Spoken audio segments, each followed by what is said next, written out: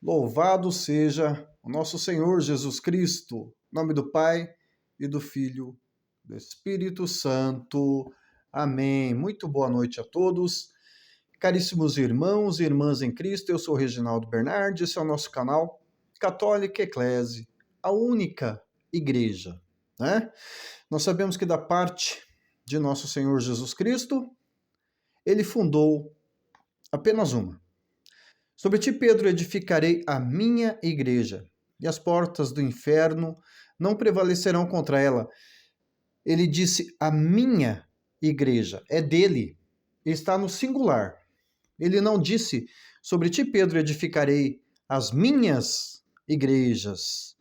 Então não existe minhas igrejas por parte de Jesus Cristo. Só existe uma, católica, apostólica, romana, tá bom? Por isso, nome desse nosso programa, Católica Eclésia, que significa Igreja Católica, a única igreja. Nós vamos dar sequência hoje ao nosso estudo sobre o Catecismo da Igreja Católica. Esse é o documento mais importante que a igreja tem, tá bom? É um norte para a nossa fé. Quer conhecer a Igreja Católica? Tem esse documento em mãos. Esse da capa amarelinha da Edições Loyola, Catecismo da Igreja Católica. Tá bom? Aqui no Catecismo, o conteúdo dele. Qual que é o conteúdo do nosso Catecismo? São as lex da nossa fé.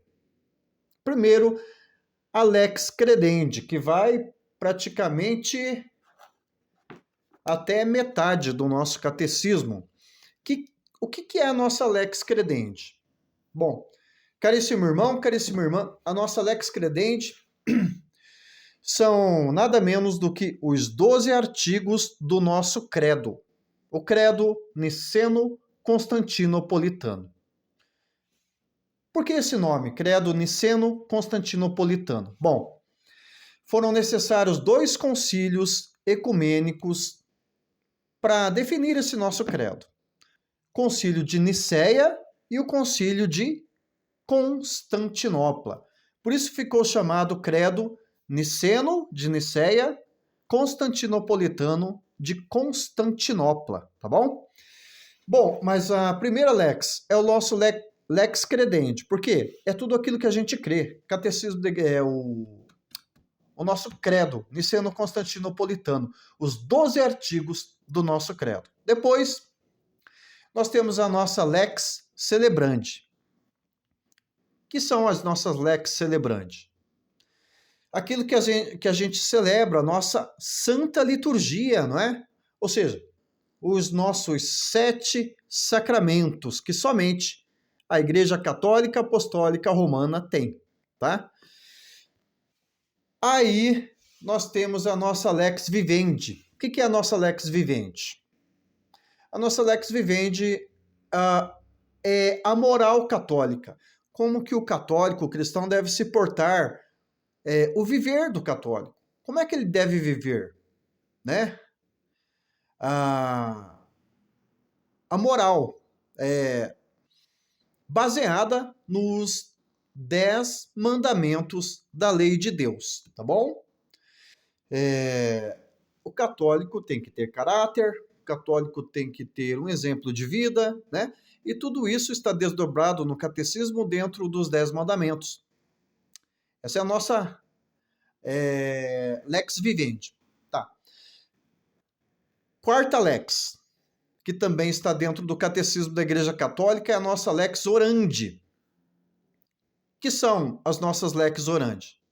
A nossa lex orandi. A oração do Pai Nosso. Como que o cristão, como que o católico deve rezar? Tudo isso está ensinado aqui no catecismo, está desdobrado aqui na oração do Pai Nosso. Eu não sei se você sabe, irmão, irmã, mas a oração do Pai Nosso tem nada menos que 7 pedidos. A oração começa: Pai Nosso que estais no céu, santificado seja o vosso nome. Venha a nós o vosso reino. Seja feita a vossa vontade, assim na terra como no céu. Pão nosso de cada dia nos dai hoje. Perdoai as nossas ofensas, assim como nós perdoamos a quem nos tem ofendido. Não nos deixeis cair em tentação, mas livrai-nos do mal. 7 pedidos, a oração do Pai Nosso. Tudo isso está desdobrado aqui dentro desse documento, Catecismo da Igreja Católica. Hoje a gente vai contar um pouquinho da história do Catecismo da Igreja Católica, tá bom? E falar um pouquinho, né, desse maravilhoso documento. Mas antes, caríssimo irmão, caríssima irmã, já falei um pouco, mas tudo que nós formos fazer nessa nossa vida, não podemos fazer sem antes começar rezando, né? Até me distraí aqui e acabei começando sem rezar, mas vamos começar rezando então para podermos pedir a graça de Deus para podermos falar desse maravilhoso documento da igreja, tá bom? Em nome do Pai, e do Filho, e do Espírito Santo. Amém. Vinde, Espírito Santo, enchei os corações dos vossos fiéis, acendei neles o fogo do vosso amor. Enviai, Senhor, vosso Santo Espírito, e tudo será criado, e renovareis a face da terra. Oremos. Ó Deus, que instruíste os corações dos vossos fiéis com a luz do teu Espírito Santo, fazei que nós apreciemos retamente todas as coisas, segundo o teu mesmo Espírito, e gozemos sempre da sua consolação. Por ti, Cristo, Senhor nosso. Amém. Pedindo à Virgem Maria para que esse nosso momento seja, para que ela interceda por nós, que esse nosso momento seja frutuoso. Ave Maria, cheia de graça, o Senhor é convosco, bendita sois vós entre as mulheres, e bendito é o fruto do vosso ventre, Jesus. Santa Maria, Mãe de Deus, rogai por nós, os pecadores, agora e na hora de nossa morte. Amém. Santa Mãe de Deus, rogai por nós. Glorioso São José, patrono da Igreja Católica, intercede, roga por nós. Em nome do Pai, do Filho, do Espírito Santo. Amém. Meu irmão, minha irmã, Catecismo da Igreja Católica. Eu não sei se você sabe, você que é de caminhada sabe, mas tem muita gente que está nos vendo, que está começando agora na igreja e necessita de formação. Mas se você sabe, tenha um pouco de paciência, né? Porque aqui a internet, todos nós sabemos, a internet, o YouTube, ele tem uma abrangência muito grande, né? Ele chega para qualquer classe social, para qualquer pessoa de qualquer idade, né? E pessoas de qualquer conhecimento. Seja ele uma pessoa que tenha uma escola primária, seja ele uma pessoa que já tenha os seus 5, 6 doutorados por aí, né? Então, a gente tem que começar devagarinho, né? E falando para todo esse público, tá bom? Então, se você já sabe, tem um pouco de paciência, né? Mas nós vamos falar aqui um pouquinho da história do nosso catecismo da Igreja Católica. Então, se você já é de caminhada, você sabe que a igreja já teve vários catecismos, né? O mais oficial, os dois mais assim conhecidos oficiais são o Catecismo Romano e o Catecismo da Igreja Católica. Catecismo Romano, você que é de caminhada, você já sabe, o Catecismo Romano, ele é também chamado como Catecismo de São Pio V. Esse foi o primeiro catecismo oficial da igreja. Claro, nós tivemos a Didaquê, que é a doutrina dos 12 apóstolos, que também foi um catecismo, um norte para a igreja.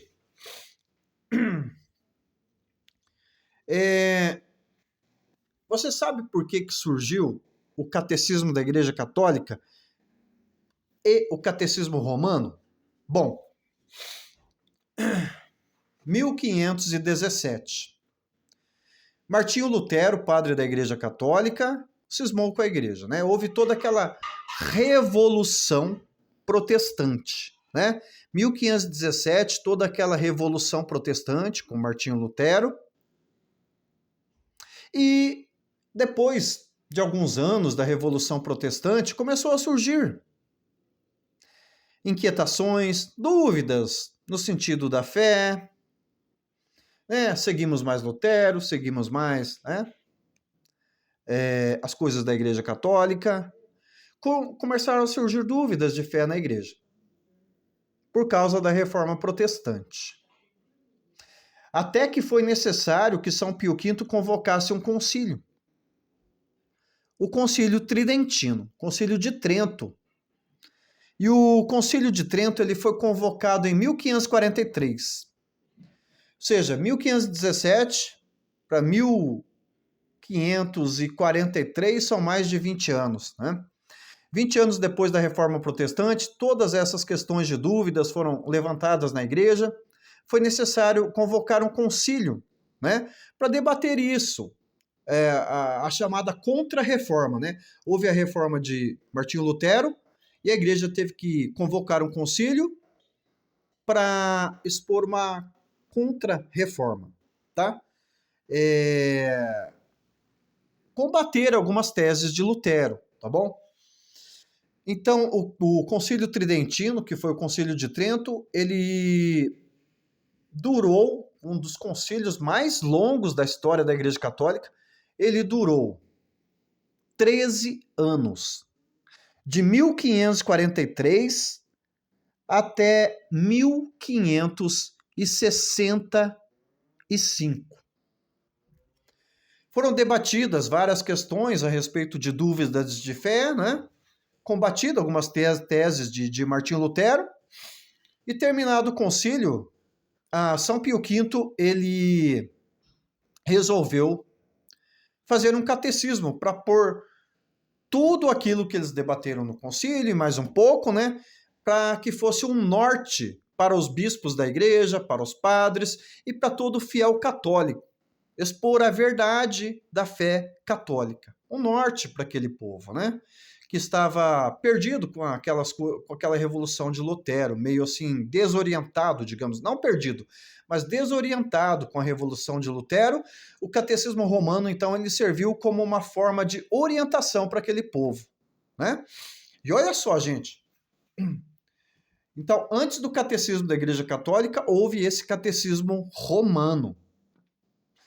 E olha só, esse catecismo romano, ele teve vigência na igreja, ele perdurou na igreja durante cerca de 430 anos. Ele só perdeu, assim, a sua vigência quando surgiu o catecismo da Igreja Católica. Não que o catecismo da Igreja Católica tenha mudado totalmente, tenha, assim, ficado diferente, muito diferente do catecismo romano. Não. A dogmática é a mesma. O que mudou do catecismo romano para o catecismo da Igreja Católica? O catecismo da Igreja Católica, ele apenas colocou algumas novidades. Algumas coisas que tiveram que ser colocadas para orientar o povo, porque na época em que foi feito o catecismo romano, 1566, não tinha, né, algumas coisas que em 1992, quando foi publicado o Catecismo da Igreja Católica, surgiam. Por exemplo, bebê de proveta, né, pesquisas com células troncos, embrionárias, e muitas outras novidades que surgiram na igreja, que no campo da moral a igreja teve que colocar, somar no catecismo romano. Mas daí mudou de nome e começou a se chamar Catecismo da Igreja Católica. Bom, e como surgiu o Catecismo da Igreja Católica, então? Bom, aconteceu, o Catecismo Romano ainda estava vigente, Mas a igreja, João 23, ele, em 1962 ou 63, por aí, ele convocou o Concílio Vaticano II. E o Concílio Vaticano II, ele é, de uma certa forma, contestado até hoje por alguns bispos muito tradicionalistas. Ou seja, muitos bispos, muitos padres ainda não aceitam o Concílio Vaticano II. Infelizmente, gente. Eles não aceitam algumas novidades que surgiram com o Concílio Vaticano II. Até muitos fiéis hoje também têm dificuldade para aceitar, né? As pessoas mais de idade que estavam adaptados com a missa em latim, por exemplo, e outros costumes da igreja que foram mudados radicalmente depois do Concílio Vaticano II. Então, João 23 convocou o Concílio Vaticano II, 1963, 62 a 63, até 1965, que durou o Concílio Vaticano II. E aí, como eu disse, foram mudadas algumas coisas da igreja, a missa passou a ser celebrada no vernáculo, era em latim, muita gente, inclusive do clero, não gostou. E então,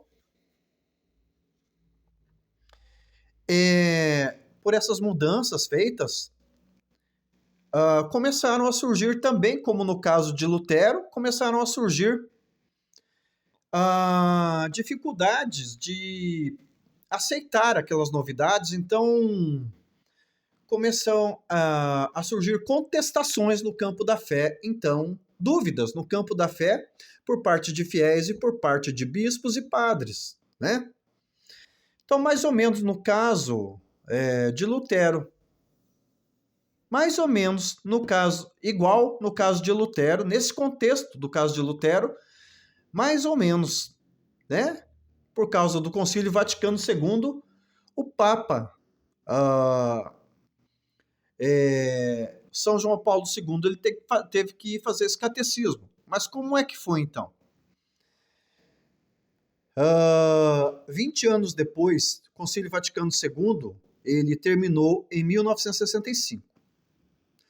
Então, alguns anos depois, como eu disse, surgiram essas dificuldades para aceitar o Concílio Vaticano II, dúvidas de fé por todos, por muita gente, né? Então, 20 anos depois do concílio, 1985, gravem essa data, 1985, o Papa São João Paulo II, porque veja, o Concílio Vaticano II, ele foi convocado pelo Papa João 23. Só que Papa João 23 morreu, Paulo VI, né, assumiu, e, enfim, até João Paulo I e João Paulo II. Então, passaram vários papas.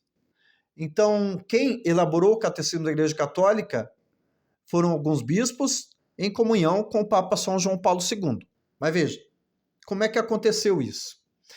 1985, grave essa data, 1985, por causa dessas dúvidas surgidas na igreja, alguns bispos pediram que o Papa publicasse um catecismo para, como foi no caso do catecismo romano, orientar os fiéis e o clero a respeito dos dogmas da fé, a respeito da fé, dar um norte para essa gente novamente na fé, né?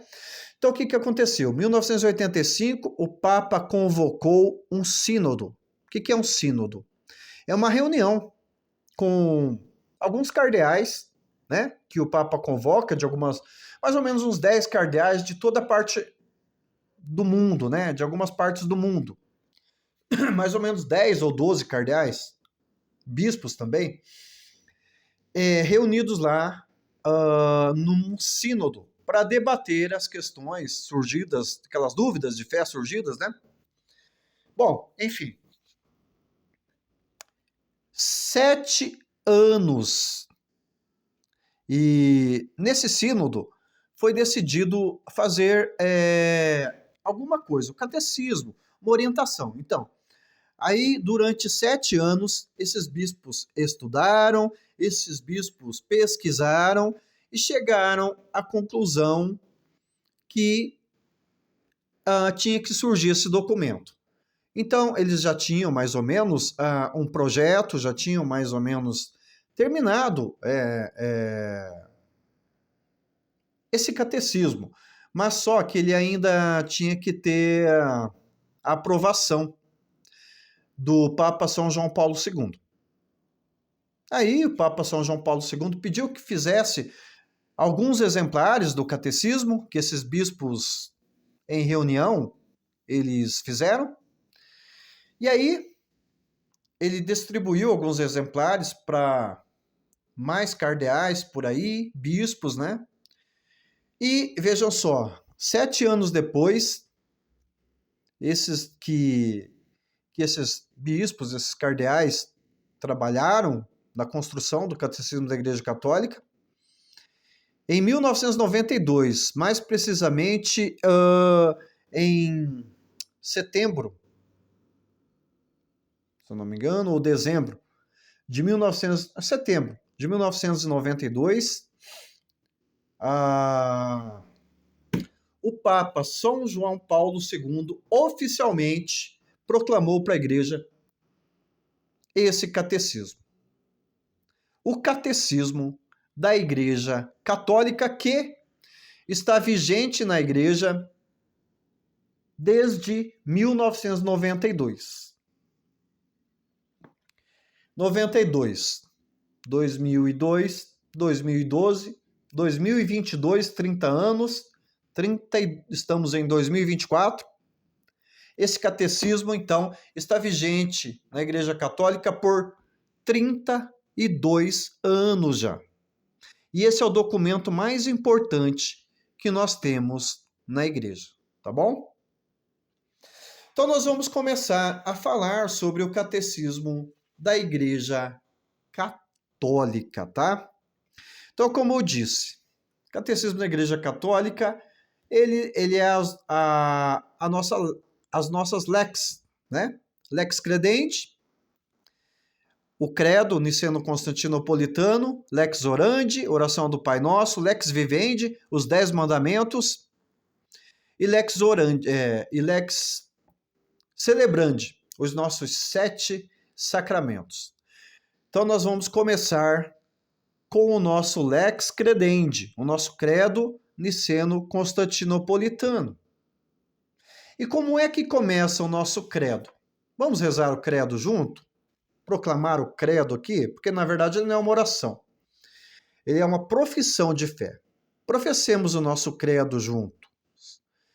Ele começa assim: creio em Deus Pai Todo-Poderoso. E continua: Criador do céu e da terra, e em Jesus Cristo, seu único Filho, nosso Senhor, que foi concebido pelo poder do Espírito Santo. Nasceu da Virgem Maria, padeceu sob Pôncio Pilatos, foi crucificado, morto e sepultado, desceu à mansão dos mortos. Ressuscitou ao terceiro dia, subiu aos céus. Está sentado à direita de Deus Pai Todo-Poderoso, donde há de vir a julgar os vivos e os mortos. Creio no Espírito Santo, na Santa Igreja Católica, na comunhão dos santos, na remissão dos pecados, na ressurreição da carne e na vida eterna. Amém. Então o credo ele começa como? Creio em Deus Pai Todo-Poderoso. Então hoje nós vamos falar um pouquinho de Deus.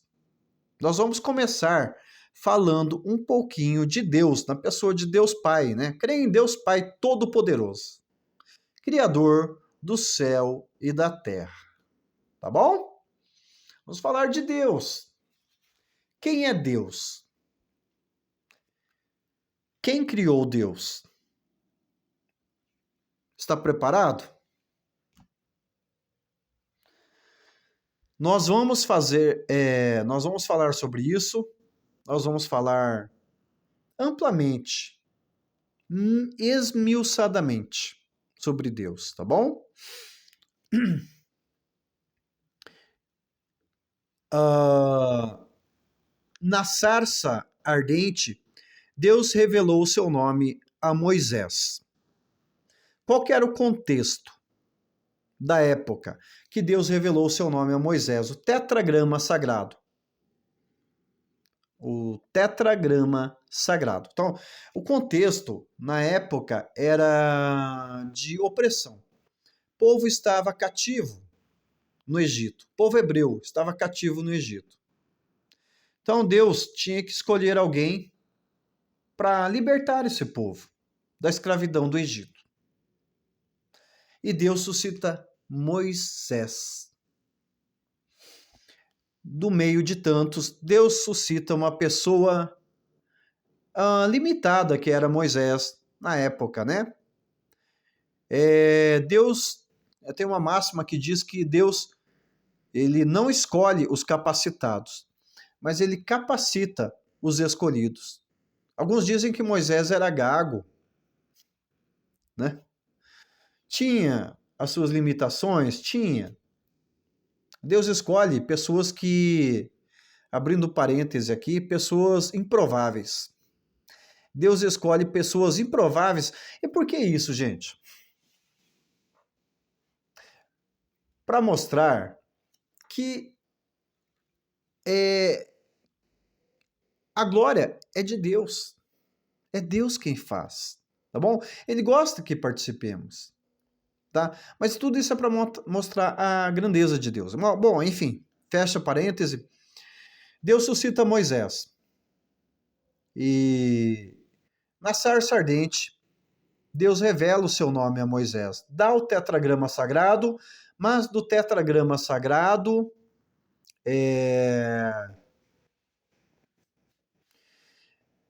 nós passamos a entender que o nome de Deus é Javé. Não é Jeová, não é Buda, não é Sechonoye, enfim. O nome de Deus é Javé. E Javé, caríssimo irmão, caríssima irmã, Javé significa eu sou. Então a palavra eu sou significa exatamente isso. Eu me basto por mim mesmo. Eu não dependo de ninguém para existir. Eu sou suficiente. Enfim. Então, caríssimo irmão, Deus, ninguém criou Deus. Deus, ele sempre existiu. Deus sempre existiu. Mas como isso? É mistério. Alguns médicos, inclusive neurologistas, psiquiatras, eles dizem que nosso cérebro humano, ele tem 5% de capacidade de raciocínio. Caríssimo irmão, nosso cérebro humano, nós, com o nosso cérebro limitado do jeito que é, jamais conseguiremos na nossa vida entender os mistérios de Deus. Já eu vou falar isso, Santo Agostinho fala disso. Nós vamos citar aqui Santo Agostinho, nós vamos falar sobre isso. Mas enfim, é mistério.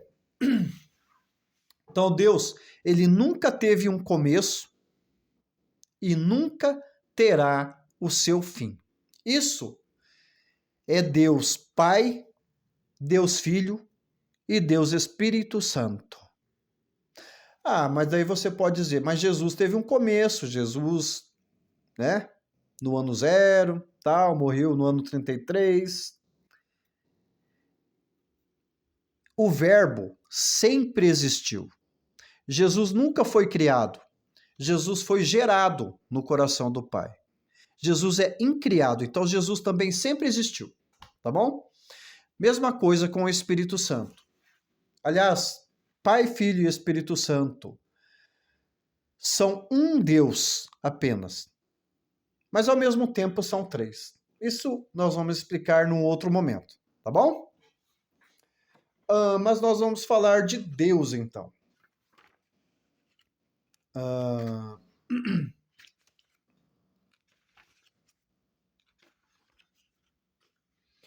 Eu vou ler aqui alguns parágrafos, tá? E aí a gente vai comentando, tá bom?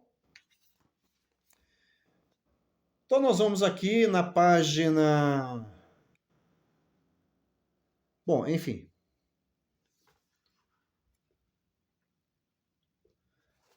Na primeira parte do nosso catecismo, página 19. A profissão de fé, né? Nosso credo, niceno-constantinopolitano, como eu já havia dito. Capítulo 1. O homem é capaz de Deus. O desejo de Deus está inscrito no coração do homem, visto que o homem é criado por Deus e para Deus. Deus não cessa de atrair o homem a si, e somente em Deus o homem há de encontrar a verdade e a felicidade que não cessa de procurar. O aspecto mais sublime da dignidade humana está nesta vocação do homem, a comunhão com Deus. Este convite que Deus dirige ao homem de dialogar com ele começa com a existência humana, pois se o homem existe, é porque Deus o criou por amor. E por amor não cessa de dar-lhe o ser. O homem só viverá plenamente segundo a verdade se reconhecer livremente este amor e se entregar ao seu Criador. O homem é capaz de Deus. A partir da sua inteligência, a partir do dom que Deus deu para ele de discernir as coisas.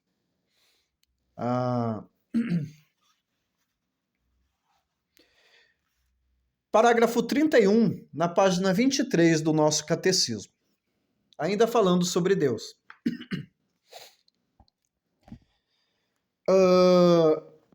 Criado à imagem de Deus. Aqui nós vamos para as vias de acesso ao conhecimento de Deus. Criado à imagem de Deus, chamado a conhecer e a amar a Deus, o homem que procura Deus descobre certos caminhos para chegar ao conhecimento de Deus. Eles são também chamados de provas da existência de Deus. Não no sentido das provas que as ciências naturais buscam, mas no sentido de argumentos convergentes e convincentes que permitem chegar a verdadeiras certezas. Estas vias para chegar a Deus têm como ponto de partida a criação, o mundo material e a pessoa humana.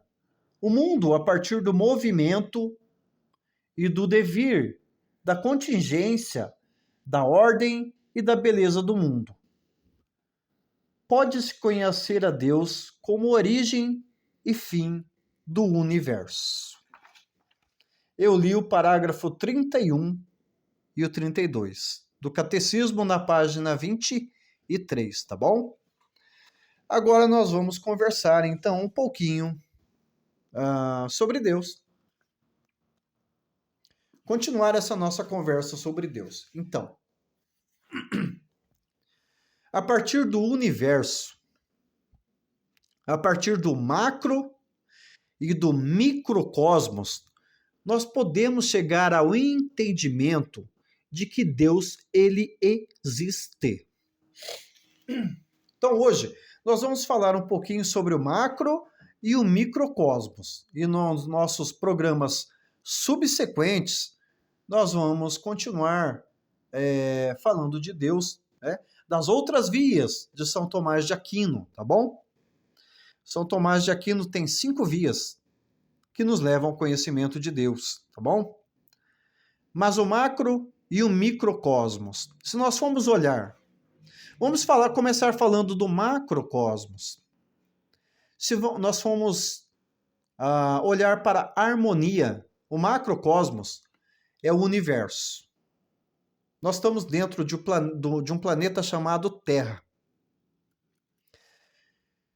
E esse planeta é só um entre trilhões, quadrilhões de planetas que existe nesse nosso universo inteiro por aí, né? Então esse é o macrocosmos, o universo. Se nós formos olhar para a harmonia que existe nos sistemas solares, né? Nesse nosso sistema solar, nas galáxias, né? Todas elas, os planetas em movimentos elípticos, nós vamos ver que o universo ele não surgiu por obra do acaso. Teve uma inteligência por trás da criação do universo. Se nós vejamos, vamos começar pelo nosso planeta Terra. O nosso planeta Terra, ele gira em torno do Sol em dois movimentos. Aliás, em torno do Sol, ele gira num movimento chamado de translação. E o nosso planeta, ele também gira em torno de si mesmo, do seu eixo, num movimento chamado de rotação. Nesse movimento de translação, o nosso planeta ele está dentro também de uma órbita elíptica. Se o nosso planeta, a hipótese do nosso planeta, por exemplo, se ele sai dessa órbita, veja como tudo isso foi planejado, como tudo isso foi orquestrado, teve uma inteligência por detrás.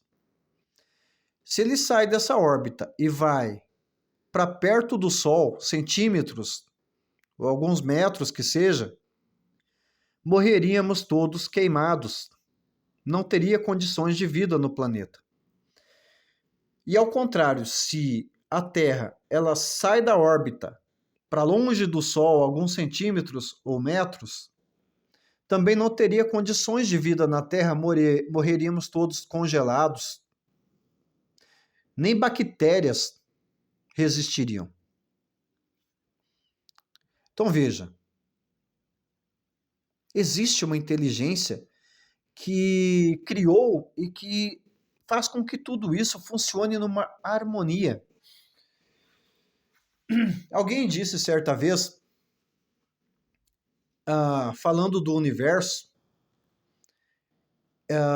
disse assim: eu não acredito, eu não consigo acreditar, não cabe na minha cabeça acreditar que esse imenso relógio, falando do universo, esse imenso relógio funcione sem que haja tido um relojoeiro que o fez e que faz ele funcionar, as engrenagens, uma engrenagem impulsionando a outra, etc.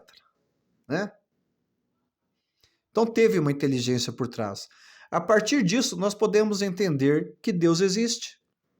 Bom, mas olha só isso. Deus criou o universo, então. Agora, para você entender um pouco da grandeza dessa obra-prima de Deus, que é o universo, nós aprendemos também que quem contempla a obra do artista, contempla também o artista.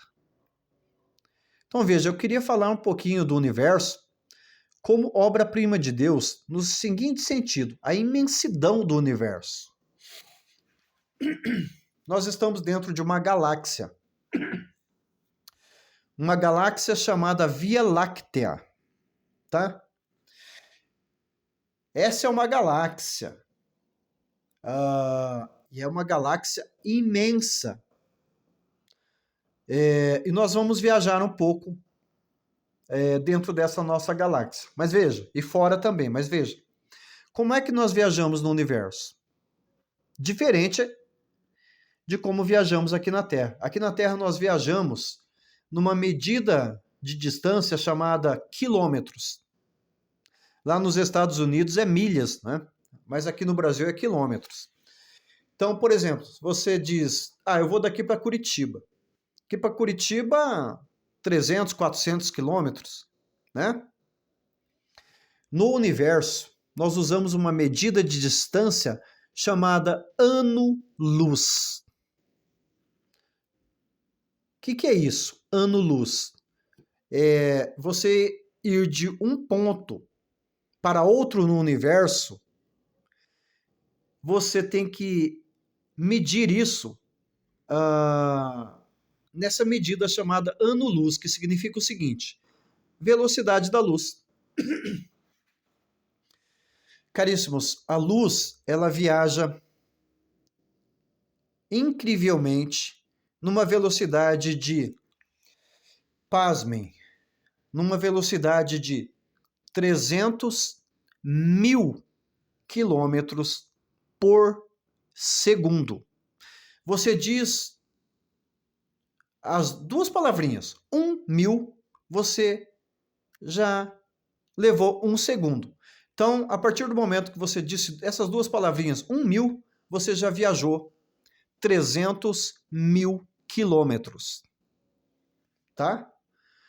Quando você liga o interruptor na sua casa e a luz acende, parece que ela acende ao mesmo tempo que você apertou o interruptor, né? Não é mesmo? Não é assim? Mas na verdade não é ao mesmo tempo. Demora um pouquinho. Só que esse pouquinho que demora é imperceptível, porque a velocidade da luz é muito rápida. Tá entendendo? Essa é a velocidade da luz. Para você viajar da Terra até na Lua, daqui da Terra até na Lua é 290, 280, praticamente 300 mil quilômetros. Então, em 1 segundo, você, numa nave espacial que pudesse viajar na velocidade da luz, nunca vai existir. Einstein provou que nós nunca conseguiremos viajar na velocidade da luz. Mas supondo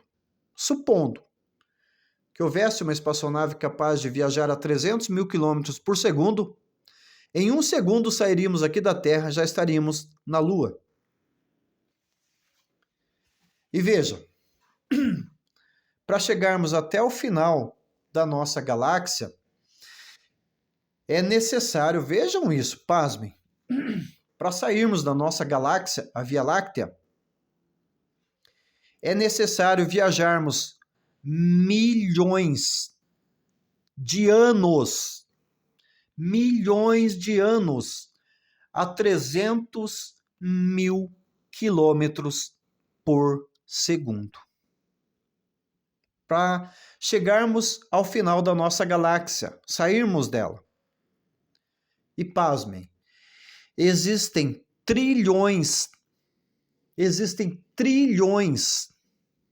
de galáxias como essa nossa. Isso nunca chegaria ao fim, teríamos que viajar 1 milhão, 1 bilhão, 2 bilhões, 3 bilhões de anos, viajando a 300 mil quilômetros por segundo, universo afora, e ainda não chegaríamos ao fim de tudo. É impossível, ninguém vive nem 100 anos. Imagina viver 1 milhão de anos, 2 milhões, 1 bilhão de anos, e viajar a 300 mil quilômetros por segundo numa espaçonave também é impossível. Essa é a grandeza da imensidão de Deus. E é claro, Deus está muito acima de tudo isso. Isso para Deus é coisa pouca. Não é nada perto da majestade de Deus. Enfim, esse é o macrocosmos. Vamos falar um pouquinho agora, então, do microcosmos. O que é o microcosmos? E aí nós voltamos para nós, o nosso corpo biológico do ser humano. Nós temos os nossos órgãos internos. E veja, nossos órgãos internos, todos eles funcionam harmonicamente também. Coração mandando sangue para as artérias, né? O rim filtrando o sangue, pulmão, né? O pulmão transformando o nosso ar, enfim. E tudo isso funciona em harmonia. Você imagina só, se esses órgãos tivessem vida própria, o rim dissesse para o coração: não dependo mais de você, vou funcionar sozinho. O que vai acontecer? Nós iríamos morrer. Se o coração dissesse para os demais órgãos do nosso corpo também: não dependo mais de você, vou trabalhar sozinho. O que acontece? Iríamos morrer. Então existe uma harmonia. Você percebendo essa harmonia, você chega à conclusão de que houve uma inteligência que nos criou e que criou toda essa harmonia no microcosmos, no nosso corpo. E também há uma imensidão, como o universo é imenso, nosso corpo também é uma imensidão, mas no sentido inverso, micro, no sentido microcosmos, ou seja, as nossas células, né? Chegaram há pouco tempo a desvendar o nosso DNA, né? Cadeia genética e tudo mais. Mas estudos feitos nas células provaram que existem muito mais coisas dentro das nossas células. As células, elas só podem ser vistas através de microscópios e bem potentes, tá bom? E descobriram que dentro das células existem mesótons, prótons, etc. E estão descobrindo mais coisas e nunca chegam ao fim de nada. Que imensidão, gente. Essa é a majestade de Deus, né? Os médicos que ganham prêmio Nobel, né? Que ganharam prêmio Nobel na história da medicina, são médicos assim do campo da microbiologia que estudam as células.